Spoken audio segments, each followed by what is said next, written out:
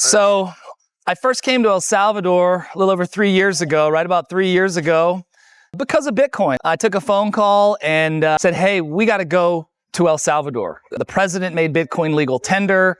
It's libertarian friendly. We got to go check it out. Meanwhile, in the US, the current administration at the time was very anti-Bitcoin. So it made a lot of sense to come down and check it out. It hit me immediately that this place was different. Maybe not as soon as I got off the plane. It felt like your typical Central American kind of, airport experience.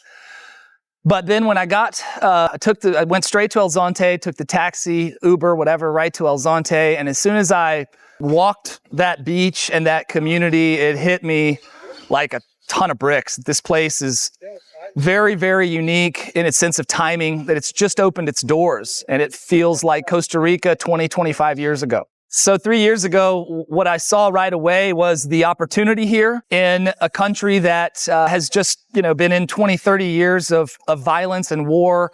And now the pendulum's swinging the other direction.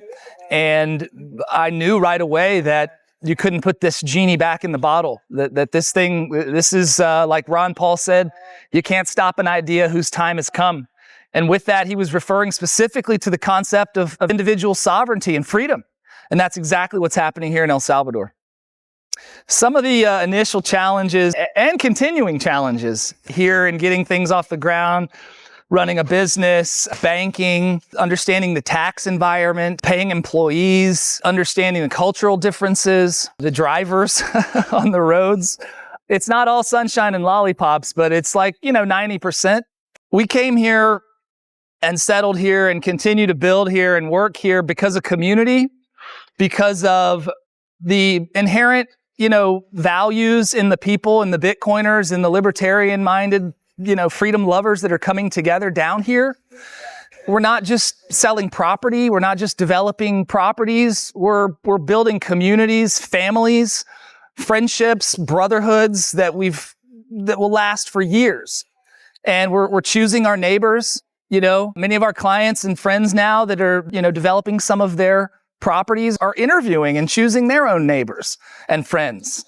It's a beautiful thing to experience. To me, El Salvador represents to the rest of the world this beacon of hope, this beacon of light in a world gone mad, seemingly going madder every day.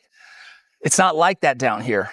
It's not like that. It is a beacon of hope, a beacon of light for the rest of the world to follow suit, crack down on violent crime, and embrace libertarian, freedom-minded philosophies.